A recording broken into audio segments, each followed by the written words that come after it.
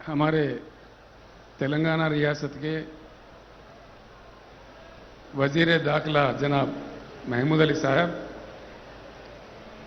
Legislative council के chairman साहब जनाब सुखेंदर रेड्डी साहब, माइनॉरिटी वेलफेयर के मिनिस्टर जनाब ईश्वर साहब, हमारे मिनिस्टर श्रीनिवास यादव साहब, काउंसिल के डिप्टी चेयरमैन साहब और एमआईएम के सदर जनाब असदुद्दीन ओवैसी साहब, सारे एमएलएस, एमएलसीज, सारे उलमाओं को, मशाकिन को अस्सलाम वालेकुम। सबसे पहले मैं तमाम बुजुर्गों को और भाइयों को माह रमज़ान का मुबारकबाद पेश करता हूं। हर साल जैसा आज भी हम दावत इफ्तार का इंतज़ाम किए हैं। आप सब तमाम लोग यहाँ आके हमारे ताउन बढ़ा दिए, मैं आप तमाम का शुक्रगुजार हूं। तेलंगाना अभी ईश्वर साहब बता रहे थे, मैं भी ज़्यादा नहीं बोलूँगा, दो चार बातें बोलूँगा। अल्लाह के फजल से आप सब लोगों से दुआ से तेलंगाना रियासत का तरक्की इस कदर है। 9 साल 10 साल पहले जो हमको पिछड़ा कहते थे, बैकवर्ड कहते थे, आज हिंदुस्तान में कोई भी रियासत हमारे मुकाबले में भी नहीं है। ये मेरा नहीं है बयान, मरकजी सरकार ने पार्लियामेंट सेशन में दिल्ली में बताया। पर कैपिटा इनकम जो होता है, आज हिंदुस्तान में सबसे आगे तेलंगाना राज्य है। हमारा पर कैपिटा इनकम आज 3,08,000 रुपये है। बड़े बड़े रियासत जो महाराष्ट्र, गुजरात, तमिलनाडु, कर्नाटका, इन सारे राज्यों से हम आगे हो गए हैं।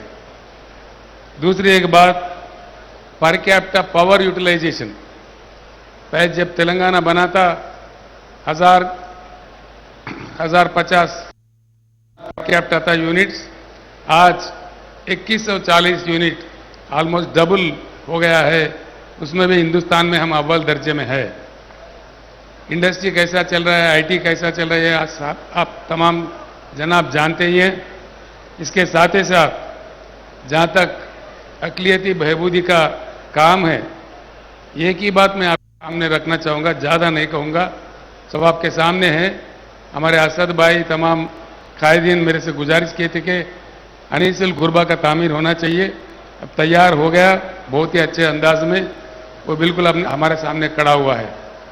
दूसरी बात है, टीआरएस अभी बीआरएस के हुकूमत आने से पहले यहाँ कांग्रेस पार्टी का हुकूमत था 10 साल के लिए। पूरे कांग्रेस के हुकूमत के 10 साल के दौर में माइनॉरिटी वेलफेयर के लिए उन्होंने खर्च किया 1180 करोड़ रुपए, यानी कि 1200 समझिए, राउंड फिगर भी है, पूरे 10 सालों में। जब से टीआरएस सरकार अब बीआरएस बन गई है, जब से बीआरएस सरकार आई है, इन 10 सालों में यानी कि 9 साल गुजर गए, 10वां साल का बजट पेश भी हुआ। कुल मिलाकर के देखें तो 12,000 करोड़ रुपए ये सरकार ने खर्च किया है। ये कोई भी देख सकता है, जो कि ऑडिटेड फिगर है कंट्रोलर एंड ऑडिटर जनरल का। ये असेंबली में है, सेक्रेटरीट में, हर जगह असेंबली साइट में, माइनॉरिटी वेलफेयर मिनिस्ट्री के साइट में ये फिगर देखने को मिलता है। तो आप इस एक ही बात से समझ सकते हैं कितना क्या हो रहा है।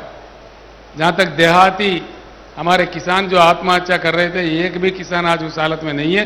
सभी सुधर गए, जो जिंदगी को तलाशते हुए बाहर राज्यों में गए थे सभी वापस आ गए, सभी खुश है। और आज मैं फख्र से कहना चाहता हूं आपके सामने, दान का जो खेत होता है हिंदुस्तान में आज 94 लाख में, यानी कि 94 लाख एकड़ में खेती हुआ है दान का।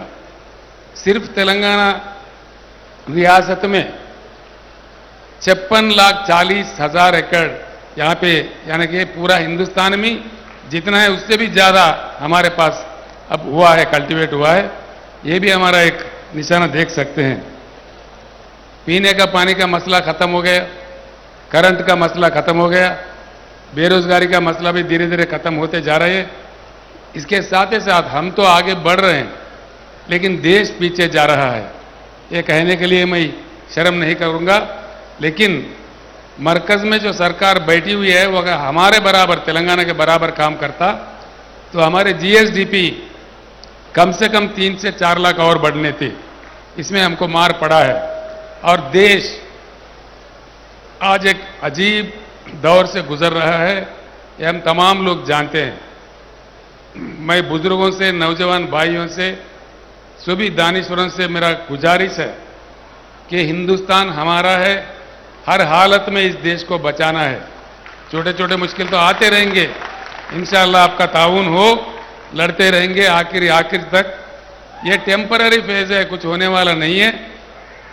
असलियत का, इंसाफ का आखिर में जीत होगा। इसलिए मैं बिलीव करता हूं, जब तेलंगाना के लिए लड़ रहा था, यही बात मैं बार बार कह रहा था कि अल्लाह के घर में देर है लेकिन अंधेर नहीं है।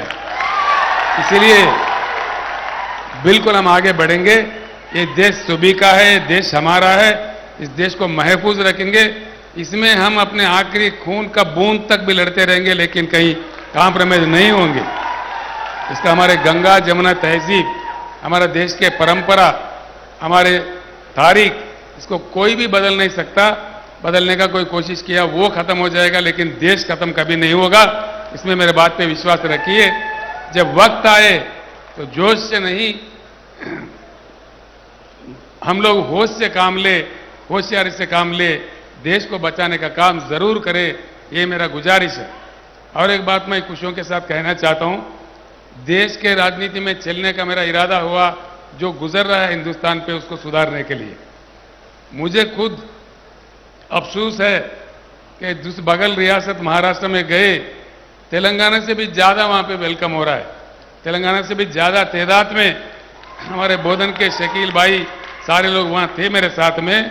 काफी मतलब हमारा खैर मकदम वहां हो रहा है। मुझे भी इतना नहीं था एहसास इस प्रकार का, यानी कि देश इंतजार कर रहा है एक सही नेता के लिए, सही पार्टी के लिए। इंशाअल्लाह आगे जाके कहीं कामयाबी हमें मिलेंगे। हर हालत में इस देश को बचाने का हम भरपूर कोशिश करेंगे। फिर एक बार मैं तहे दिल से सारे बुजुर्गों को, सारे भाई, सारे हमारे रियासत के और मुल्क के मुस्लिम कौम के जितने भी हमारे बुजुर्ग भाई बहन माएँ हैं, आप तमाम लोगों को इस मुकद्दस और मुबारक रमजान माह का फिर एक बार मुबारक पेश करते हुए मैं रुखसत लेता हूं। आली जनाब मोहतरम मौलाना रिजवान कुरैशी साहब, इमाम मक्का मस्जिद से गुजारिश की जाती है कि वो दुआ फरमाएं। अल्हम्दुलिल्लाहि रब्बिल आलमीन, अल्लाहुम्मा सल्लि अला सय्यिदिना व नबिय्यिना व मौलाना मुहम्मद व अला आलि सय्यिदिना मुहम्मद व बारिक वसल्लिम। मुरादना व हस्सिल मकासिदना मकासिद अद-दीन व दुनिया वल आखिरह। अल्लाहुम्मा या रब्बना तक़ब्बल मिन्ना अस्सलात वस्सियाम वल क़ियाम वहशुरना फी